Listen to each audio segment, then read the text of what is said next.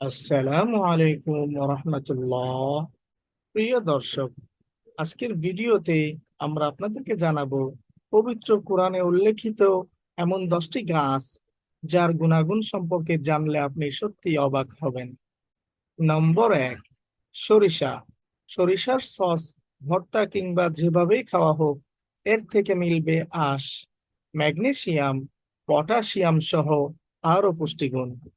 তবে সবচেয়ে বেশি যেটা পাওয়া যায় তা হলো ক্যালসিয়াম। ইউএস ডিপার্টমেন্ট অফ এগ্রিকালচারের তথ্যানুসারে 1 চা চামচ সরিষায় থাকে প্রায় 4 মিলিগ্রাম ক্যালসিয়াম। তাই খাবারে 2-3 চামচ সরিষা ভর্তা যোগ করতে পারলে মিটবে আপনার দেহের প্রয়োজনীয় ক্যালসিয়ামের চাহিদা। নম্বর 2, লাউ। হযরত আনাস ইবনে মালিক রাদিয়াল্লাহু আনহু থেকে বর্ণিত, তিনি বলেন, এক দর্জি খাবার তৈরি করে রাসূল সাল্লাল্লাহু আলাইহি ওয়াসাল্লামকে দাওয়াত দিলেন। আনাস ইবনে মালিক রাদিয়াল্লাহু আনহু বলেন, আল্লাহর রাসূল সাল্লাল্লাহু আলাইহি ওয়াসাল্লামের সামনে রুটি এবং ঝোল রাখা হলো, যাতে লাউ ও গোশতের টুকরো ছিল। তা পেশ করা হলো। আমি নবী সাল্লাল্লাহু আলাইহি ওয়াসাল্লামকে দেখতে পেলাম, পেয়ালার কিনারা থেকে তিনি লাউয়ের টুকরা খোঁজ করে নিচ্ছেন। সেদিন থেকে আমি সব সময় লাউ ভালোবাসতে থাকি। সহিহ বুখারী, হাদিস নাম্বার 2092। নম্বর 3, শসা। স্বাস্থ্যকর ডায়েটের কথা ভাবলেই প্রথমে আসে সালাতের কথা, আর সালাতের অন্যতম উপাদান হলো শসা। সালাদে এমন অনেক উপাদান রয়েছে যা পুষ্টিতে ভরপুর। ওজন কমানো ছাড়াও শসার আরো অনেক ভালো গুণ রয়েছে। নম্বর 4, রসুন। রসুন এমনই একটি উপকারী সবজি। রসুনের প্রাকৃতিক গুণের কথা মোটামুটি কম বেশি আমরা সবাই জানি।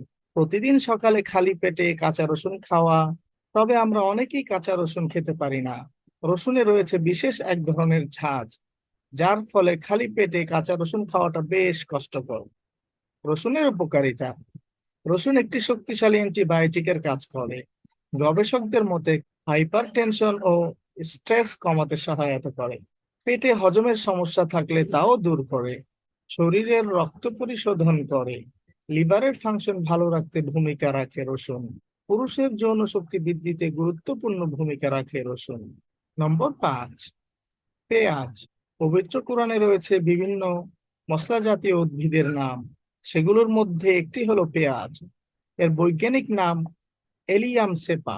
কোরআনের ভাষায় বলা হয় বাসল। পেঁয়াজ মানুষের খাবারের তালিকায় অত্যন্ত পছন্দনীয় একটি অংশ। নম্বর 6, মসুর ডাল। মসুর ডালে আছে বেশ কিছু পুষ্টিকর উপাদান যা একাধিক রোগ উপশমে উপকারী। মসুরের ডাল বাজে কোলেস্টেরলের মাত্রা কমায়। মসুরের ডালে উপস্থিত ফাইবার রক্তে মিশে থাকা বাজে কোলেস্টেরলের মাত্রা কমাতে বিশেষভাবে ভূমিকা রাখে।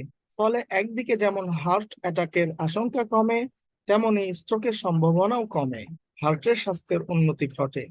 মসুর ডালে ফাইবার ছাড়াও ফলেট ও ম্যাগনেসিয়ামের উপস্থিতি হার্টের ক্ষমতা বাড়িয়ে তোলে। নম্বর 7, ডালিম।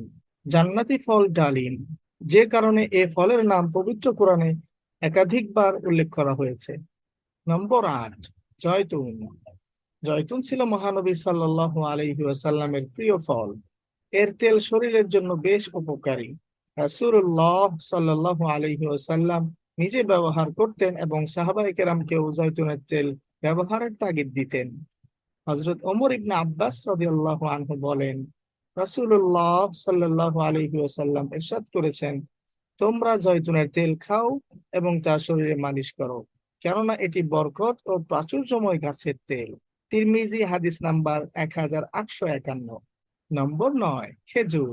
খেজুর অত্যন্ত সুস্বাদু ও বেশ পরিচিত একটি ফল, যা ফ্রুক্টোজ ও গ্লাইসেমিক সমৃদ্ধ। এটা রক্তের শর্করার পরিমাণ বাড়ায়। পাশাপাশি বিভিন্ন রোগের প্রতিষেধকও রয়েছে এতে। নিয়মিত খেজুর খাওয়ার অনেক উপকারিতা রয়েছে। রাসূলুল্লাহ সাল্লাল্লাহু আলাইহি ওয়াসাল্লাম একাধিক বর্ণনায় খেজুর খাওয়ার উপকারিতার কথা উঠে এসেছে।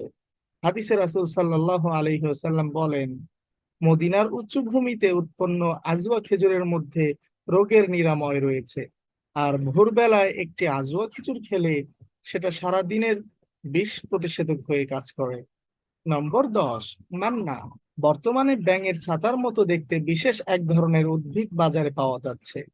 যা অর্থের বিনিময়ে কেনা বেচা হয়, যাকে আজকের যুগে আমরা মাশরুম বলে জানি। মান্না ব্যাঙের ছাতার অন্তর্গত এবং এর পানি চোখের রোগের মহা ঔষধ। তিরমিজি শরীফে বর্ণিত হয়েছে, ব্যাঙের ছাতা মান্না এর অন্তর্গত ও চোখের রোগের আরোগ্য দানকারী। প্রিয় দর্শক, দিনী ভাই ও বোনেরা, আমাদের আজকের ভিডিওটি আপনাদের কাছে ভালো লাগলে অবশ্যই আমাদের ভিডিওতে একটি লাইক দেওয়ার অনুরোধ থাকলো। আর যারা আমাদের চ্যানেলে নতুন রয়েছেন তাদেরকে সাবস্ক্রাইব করার অনুরোধ থাকলো।